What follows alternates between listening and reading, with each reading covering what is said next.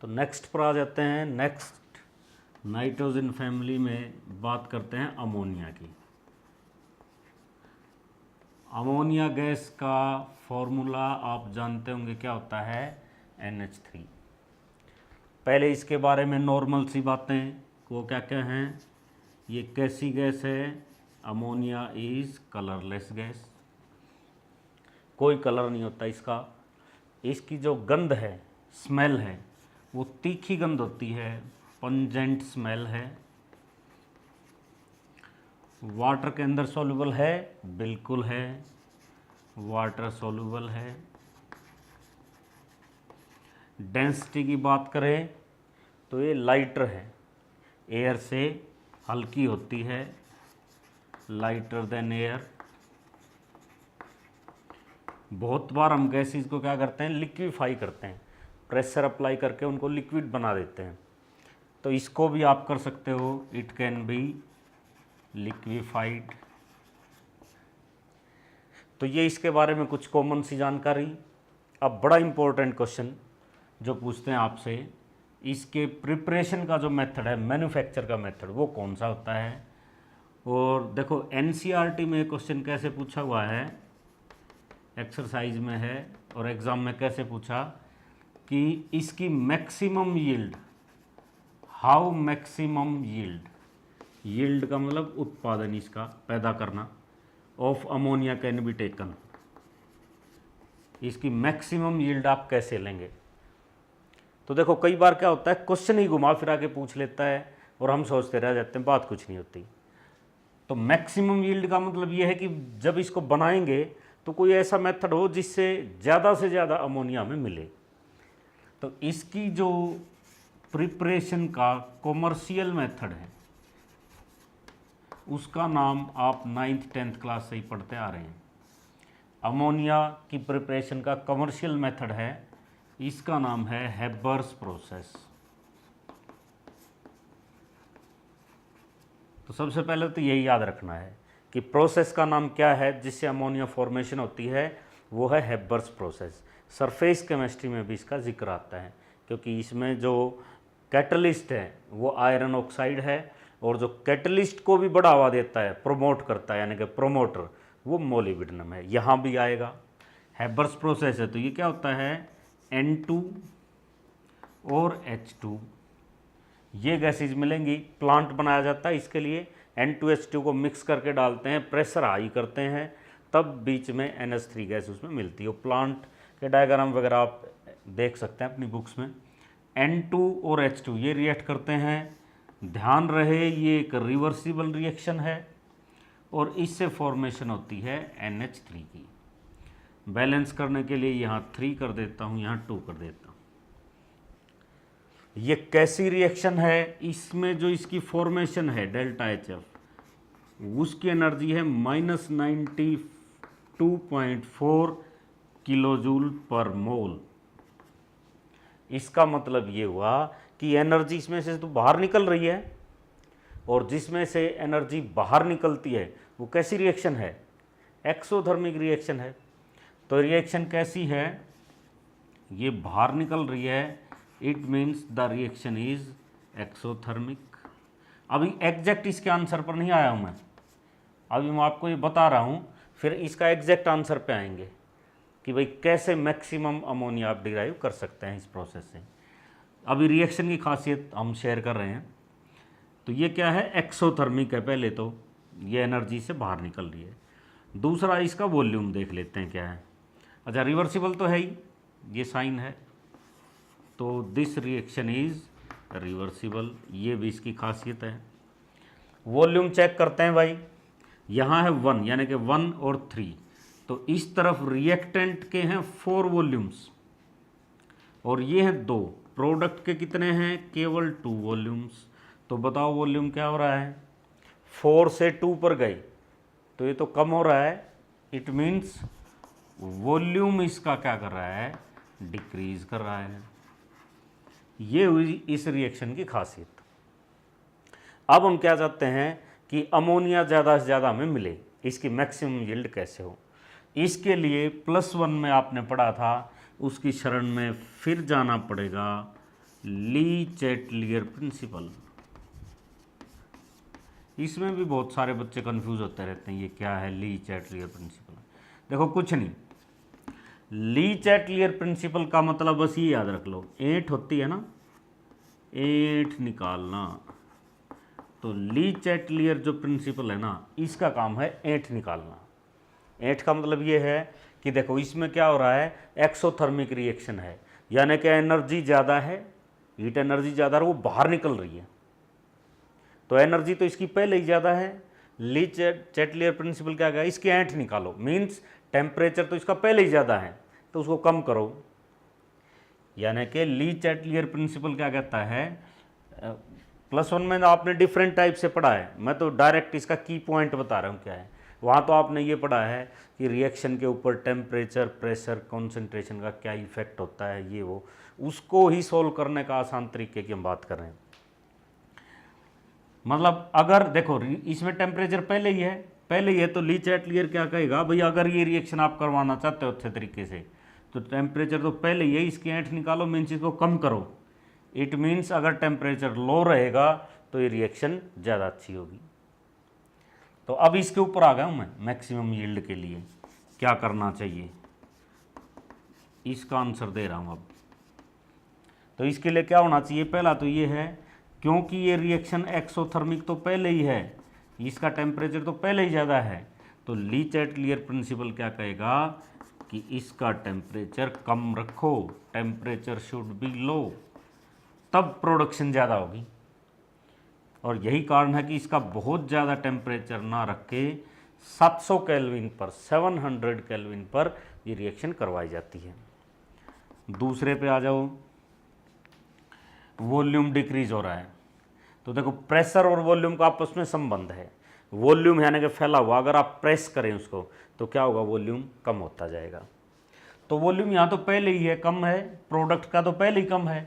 ऐंठ किस में है, रिएक्टेंट में है। देखो ये यहाँ पर 4 वॉल्यूम है, ऐंठ में तो ये है, इनके पास ज़्यादा वॉल्यूम है, तो यहाँ पर क्या करना पड़ेगा, इसका प्रेशर अप्लाई करो, यानी कि इसके ऊपर प्रेशर बढ़ाओ ताकि ये लेवल में आए। ये तो पहले ही बेचारा कम वॉल्यूम है, तो प्रेशर क्या करना पड़ेगा हमें, प्रेशर शुड बी हाई, तब क्या होगा, प्रोडक्ट हमें ज़्यादा मिलेगा जब प्रेशर हाई होगा। और इस टेम्परेचर में लगभग 200 एटमॉस्फेयर का प्रेशर रखते हैं। और थर्ड, इसमें हमें कैटलिस्ट की भी ज़रूरत पड़ेगी। और कैटलिस्ट इसमें क्या होता है, आपका जाना पहचाना iron oxide is used as catalyst. बहुत ज़बरदस्त रोल है इसका भी, कैटलिस्ट के बिना भी ये रिएक्शन बहुत कम होगी। तो कैटलिस्ट आयरन ऑक्साइड का यूज़ करेंगे।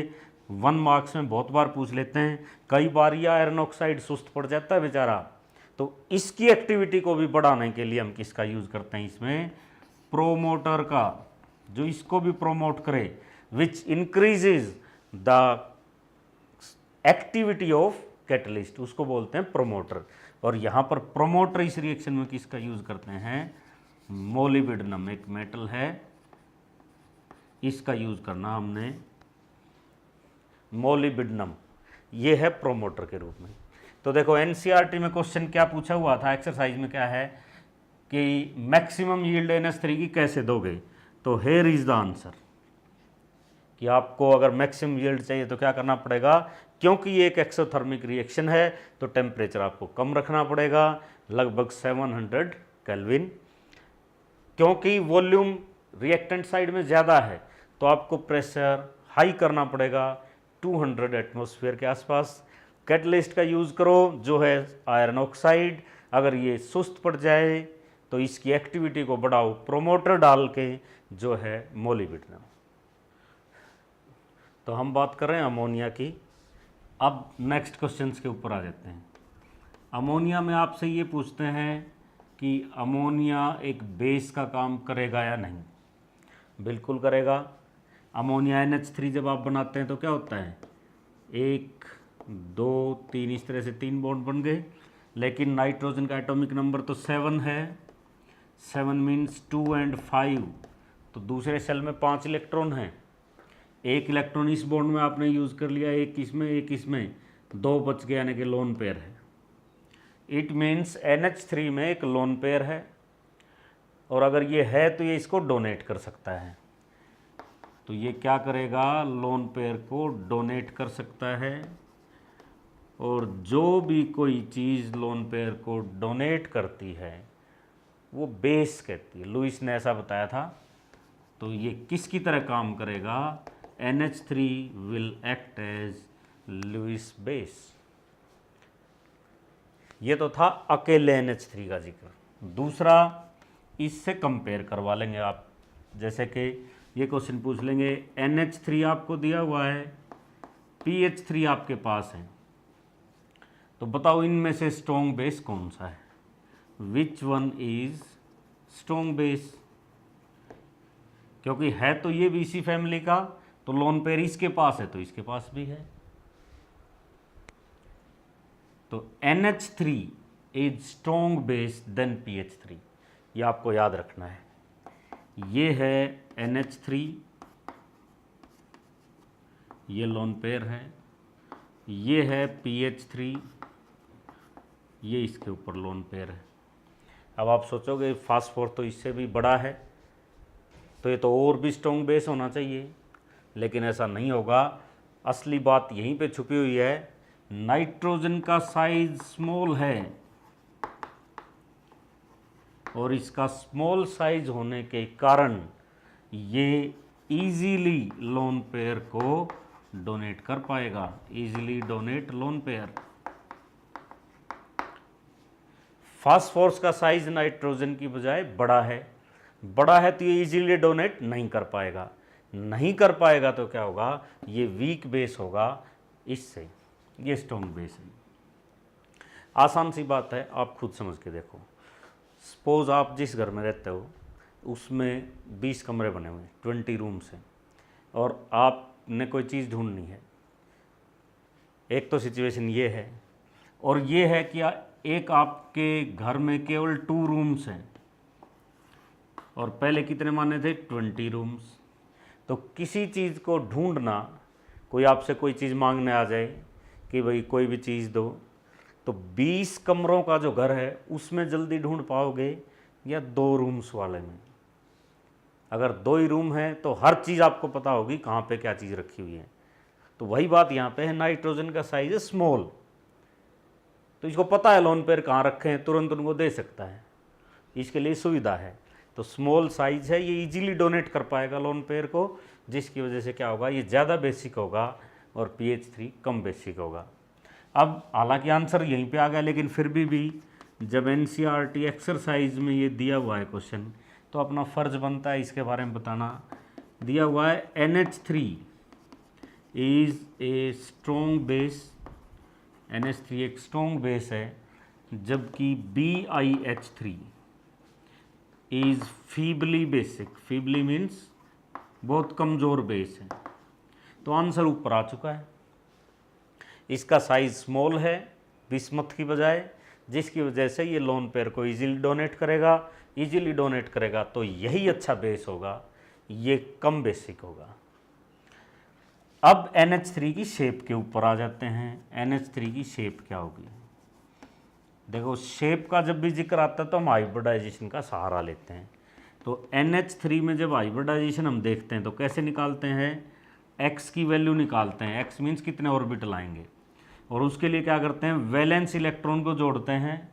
उनका जोड़ अगर 2 से 8 के बीच में है तो 2 से डिवाइड करते हैं, 8 से 56 56 के बीच में तो 8 से डिवाइड करते हैं। तो ये डिटेल में हम +1 में पढ़ चुके हैं, या जब शेप्स की बात आएगी तब पढ़ेंगे। यहाँ मैं जल्दी आपको बता रहा हूँ। वैलेंस इलेक्ट्रॉन नाइट्रोजन में होते हैं 5, बाहर वाले कक्ष में हाइड्रोजन में है 1, 3 में हो गए 3, तो टोटल है 8। अगर 8 2 से 8 तक अगर आता है तो उसको 2 से डिवाइड कर देते हैं, तो आंसर आपके पास आया 4। तो x की वैल्यू आपके पास 4 आती है, यानी कि 4 ऑर्बिटल्स हैं। तो पहले s होता है, फिर p, फिर d। इन ऑर्बिटल्स को लेके आओ, पहले s को लेकर आए तो एक ऑर्बिटल होगा, फिर p, टोटल कितने हैं 4, p वाले बुलाओ, p में कितने हैं 3, तो तीनों को बुला लो, 4 हो जाएंगे। तो याद रखना NH3 में कौन सी हाइब्रिडाइजेशन है? sp3। 4 ऑर्बिटल्स हैं sp3, आपस में मिलके एक जैसे 4 ऑर्बिटल्स बना लेते हैं, एक s और 3 p, ये इंटरमिक्स होंगे, इसी को हाइब्रिडाइजेशन बोलते हैं। इंटरमिक्स होंगे और चारों एक जैसे ऑर्बिटल बनेंगे जिनको हाइब्रिड ऑर्बिटल्स कहेंगे। तो हाइब्रिडाइजेशन है sp3। जहाँ पर भी sp3 हाइब्रिडाइजेशन होती है तो वहाँ हमने याद किया हुआ है, समझा हुआ है कि उसकी शेप होती है टेट्राहेड्रल। टेट्राहेड्रल का मतलब ये होगा नाइट्रोजन है, हाइड्रोजन, हाइड्रोजन एक को ये बैक साइड में है इसलिए डॉटेड दिखा रहा हूँ, चौथा तो है ही नहीं, कोई बात नहीं, लोन पेयर इस चौथे का काम करेगा। टेट्राहेड्रल शेप जहाँ भी होती है तो वहाँ एंगल क्या होता है? 109 डिग्री 28 मिनट। तो हम यही मान के चलेंगे अभी तो कि टेट्राहेड्रल में एंगल इतना है, लेकिन ऐसा कुछ होगा नहीं। द रियल एंगल इज, ये नहीं मिलेगा इसमें, 107 degree 8 minute, 107 degree and 8 minutes, ये होता है NH3 में एंगल, ये नहीं होता है। यही क्वेश्चन आपसे अब पूछ सकते हैं कि बॉन्ड एंगल अमोनिया में कम क्यों है टेट्राहेड्रल की बजाय। हम मान के चल रहे थे कि इसकी शेप टेट्राहेड्रल होगी, लेकिन नहीं मिली, ये नहीं मिली। कैसी शेप मिली इसकी? अमोनिया हैज़ पिरामिडल ज्योमेट्री, ये शेप मिली इसकी। तो हमें बॉन्ड एंगल ये मान के चल रहे थे 109 डिग्री 8 मिनट, मिला कितना? 109 डिग्री 28 मिनट, मिला कितना? 107 डिग्री 8 मिनट। ये कमाल किसका है? ये कमाल है लोन पेयर का। देखो बाकी ये तो है बॉन्ड पेयर, ये तो बॉन्डिंग में बेचारे भाग ले रहे हैं, ये बिजी हैं। लोन पेयर क्या होते हैं? Unbonded electrons. तो ये जो अनबॉन्डेड इलेक्ट्रॉन्स है ना, ये जो लोन पेयर हैं, ये बॉन्ड तो बना नहीं रहे, इनका काम कुछ नहीं है। अगर कुछ भी काम नहीं है तो ये क्या करेंगे? दूसरे को परेशान करेंगे, इनका यही काम है। तो हमने पढ़ा हुआ है लोन पेयर और लोन पेयर का जो रिपल्शन होता है सबसे ज़्यादा होता है, लोन पेयर बॉन्ड पेयर का उससे कम, और बॉन्ड पेयर का सबसे कम। तो यहाँ पर लोन पेयर और बॉन्ड पेयर होगा। तो लोन पेयर क्या करेंगे? यहाँ पे ये रिपल्शन पैदा करेंगे, दे विल रिपेल। तो ये इसको देखो, ये बॉन्ड है, ये बॉन्ड है, तो इसको धकेल लेंगे। अब देखो ये जो बॉन्ड, इंपॉर्टेंट पॉइंट है, ध्यान रखना, ये जो बॉन्ड जिनको मैं ऐसे दिखा रहा हूँ, ये तो मैं आपको समझाने के लिए दिखा रहा हूँ, वास्तव में बॉन्ड ऐसे नहीं है। वास्तव में तो क्या होते हैं, जैसे ये बॉन्ड होती है, सारे क्या होते हैं? इलेक्ट्रॉन क्लाउड्स होते हैं। तो ये क्या करेगा? ये लोन पेयर इस तरफ से इसको धकेलेगा, रिपेल करेगा, इसको भी यहाँ से धकेलेगा, जिसकी वजह से क्या होगा? इस रिपल्शन के कारण क्या होता है? ये बॉन्ड पेयर कम हो जाएगा। जब इनके ऊपर रिपेल करेगा ये, तो कम होकर कितना बच जाएगा? 107 डिग्री 8 मिनट। तो लोन पेयर के रिपल्शन के कारण ऐसा होता है कि इसकी पिरामिडल ज्योमेट्री है और जो एक्सपेक्टेड बॉन्ड एंगल था वो नहीं आता है, उससे कम आता है। और पॉइंट्स देखते हैं अमोनिया के बारे में। अब नेक्स्ट बॉन्ड एंगल की बात चल रही है, ये तो पढ़ा केवल अमोनिया का। अब क्या करते हैं? कंपेयर करके देखते हैं NH3 में जो बॉन्ड एंगल है। अब ये क्वेश्चन पूछ लेते हैं नेक्स्ट। ये है 107.8 डिग्री, जबकि PH3 में ये बॉन्ड एंगल है 93.6 डिग्री। ऐसा क्यों? तो ऐसा इसलिए है, देखो नाइट्रोजन और फॉस्फोरस का जो साइज है उसके कारण ये सारा खेल हो रहा है।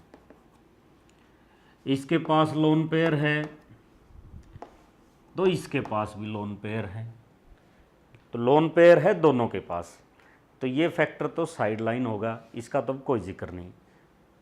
अब देखते हैं और क्या रहेगा। अब नाइट्रोजन का जो साइज है वो स्मॉल है, किससे? यहाँ पर हम फॉस्फोरस से कंपेयर कर रहे हैं। Is smaller than phosphorus. ये पूरा लिखना पड़ेगा आपको, वरना ये P4 लिखना पड़ता है। ये तो मैं समझाने के लिए बता रहा हूँ, पूरा लिखेंगे। नाइट्रोजन का साइज जो है, the size of nitrogen is smaller than phosphorus. तो देखो इससे क्या फ़र्क पड़ा, ये जो बॉन्ड्स हैं अभी अभी हम बात कर रहे थे, ये ऐसे नहीं है वास्तव में। ये क्या है, ये इलेक्ट्रॉन क्लाउड्स होते हैं, ऐसे इलेक्ट्रॉन के क्लाउड्स हैं ये।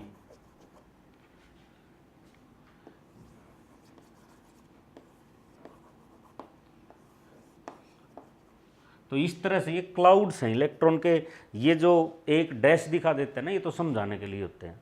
इसका एग्जाम्पल कई बार आपने देखा होगा, कभी भी अपने घर पे देख सकते हो। जैसे जो पंखा है, पंखे की जो पंख हैं ये आप देख सकते हो, 2 हैं या 3 हैं, या कूलर है, ये आप अगर पंखा नहीं चल रहा है तो देख सकते हो। लेकिन जब वो चलने लग जाता है, घूमने लग जाता है, फिर आपको वो अलग अलग दिखाई नहीं देती, 2 हैं, 3 हैं, 4 हैं, कितनी हैं, वो सारा एक दिखाई देता है। तो एक क्लाउड सा बन गया। वैसा ही क्लाउड ये है, इस तरह इलेक्ट्रॉन क्लाउड्स होते हैं। अब देखो क्या है, नाइट्रोजन का साइज है बहुत स्मॉल, जिसकी वजह से क्लाउड्स बिल्कुल पास पास हैं। और फास्फोरस का साइज क्या है, बड़ा है। बड़ा है तो ये क्लाउड्स क्या हैं, थोड़े थोड़े दूर हैं। तो इस स्मॉलर साइज के कारण क्या हुआ कि ये जो इलेक्ट्रॉन क्लाउड्स हैं यहाँ पर, किस में, नाइट्रोजन में, इन नाइट्रोजन, ये नज़दीक हैं एक दूसरे के। नाइट्रोजन का साइज स्मॉल था तो ये क्लाउड बिल्कुल नज़दीक हैं। नज़दीक अधिक क्या करेंगे, बॉन्ड पेयर हैं, यानी कि ये रिपेल करेंगे, भाई दूर जाओ दूर जाओ। तो ये आपस में एक दूसरे से क्या होगा, बॉन्ड पेयर दूर जाएंगे। और जब दूर जाएंगे तो क्या होगा, क्लाउड्स नज़दीक हैं तो क्या होगा, रिपल्शन विल बी मोर। और अगर ये एक दूसरे को ज़्यादा रिपेल करेंगे तो इसी में क्या होगा, बॉन्ड एंगल ज़्यादा होगा। फास्फोरस में क्या है, फास्फोरस का साइज बड़ा है। बड़ा होने के कारण जो इसके बॉन्ड पेयर हैं ये एक दूसरे से थोड़ा दूर हैं। दूर हैं तो ये एक दूसरे को रिपेल नहीं करेंगे, जो बॉन्ड एंगल है वो कम रह जाएगा इसकी बजाय, NH3 की बजाय। अब नेक्स्ट क्वेश्चन बॉइलिंग पॉइंट का है। कंपेयर करवा रहा है कि भाई इनके जो हाइड्राइड्स हैं इनके बॉइलिंग पॉइंट्स आप कंपेयर करो।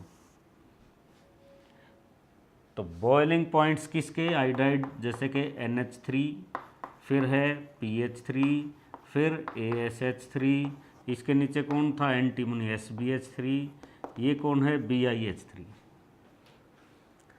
तो देखो बॉइलिंग पॉइंट्स जहाँ भी आता है ये वर्ड, तो हमें पता है ये किस पर डिपेंड करता है, ये वैन डर वाल फोर्सेस पर डिपेंड करता है।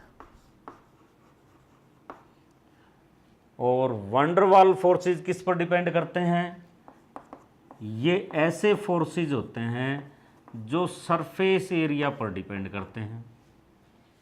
इस बात का मतलब ये है कि जहाँ पर सरफेस एरिया ज़्यादा है वहाँ पर वैन डर वाल फोर्सेस भी ज़्यादा हैं, और जहाँ पर ये ज़्यादा हैं तो वहाँ पर बॉइलिंग पॉइंट भी क्या है, ज़्यादा है। तो इस हिसाब से देखो क्या हुआ, नाइट्रोजन से बड़ा साइज किसका है, फास्फोरस का, उससे बड़ा साइज इसका है, उससे बड़ा साइज इसका है। तो जैसे ही हम नीचे आएंगे तो साइज बढ़ रहा है। अगर साइज बढ़ रहा है तो क्या होगा, वैन डर वाल फोर्सेस बढ़ रहे हैं, तो बॉइलिंग पॉइंट भी बढ़ना चाहिए। इस हिसाब से देखें तो जैसे जैसे नीचे आएंगे बॉइलिंग पॉइंट, क्योंकि सरफेस एरिया साइज बढ़ रहा है, बॉइलिंग पॉइंट बढ़ेगा। तो इस हिसाब से NH3 का सबसे कम होना चाहिए। NH3 का बॉइलिंग पॉइंट्स क्या होना चाहिए, सबसे कम होना चाहिए, लोवेस्ट। लेकिन ऐसा नहीं है। अब अगर ये नॉर्मल ऐसे ही क्वेश्चन चलता है तो हमसे पूछता कौन, होता क्या है, NH3 का जो बॉइलिंग पॉइंट है वो PH3 से ज़्यादा है, मोर देन PH3। वाई, ये क्वेश्चन पूछते हैं। और इसका आंसर आपने क्या देना है, it is due to hydrogen bonding. ऐसा किसके कारण है, हाइड्रोजन बॉन्डिंग के कारण ऐसा है। हाँ, इससे नीचे NH3 से नीचे फिर रेगुलर ट्रेंड होगा, इसके बाद रेगुलर ट्रेंड है, यानी कि बॉइलिंग पॉइंट क्या होगा, इंक्रीज होगा। कारण क्या है, क्योंकि मोलिकुलर वेट भी इंक्रीज होगा, साइज भी इंक्रीज होगा, वंडर वाल फोर्स भी इंक्रीज होंगे, तो बॉइलिंग पॉइंट भी इंक्रीज होगा। ये pH 3 से नीचे तो ये सब पर लागू है, लेकिन NH3 इसमें क्या है, एक्सेप्शन है। NH3 का बॉइलिंग पॉइंट pH 3 से ज़्यादा है। इसका कारण क्या है, हाइड्रोजन बॉन्डिंग। देखो NH3 क्या है, ये है जैसे NH3, इसी तरह ये कोई दूसरा NH3 है, तो यहाँ पर जो लोन पेयर हैं वो क्या करेंगे, इस हाइड्रोजन को अट्रैक्ट करेंगे और इस तरह से ये क्या बनेगा, हाइड्रोजन बॉन्ड बनेगा।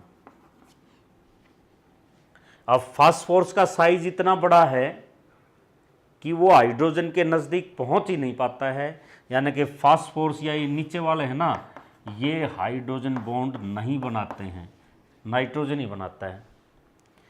तो NH3 में हाइड्रोजन बॉन्डिंग के कारण इसका बॉइलिंग पॉइंट ज़्यादा है pH 3 से, और बाकी सब में एक रेगुलर ट्रेंड फॉलो होगा कि जैसे जैसे आप ऊपर से नीचे आओगे इनका बॉइलिंग पॉइंट बढ़ेगा due to high molecular weight and large size.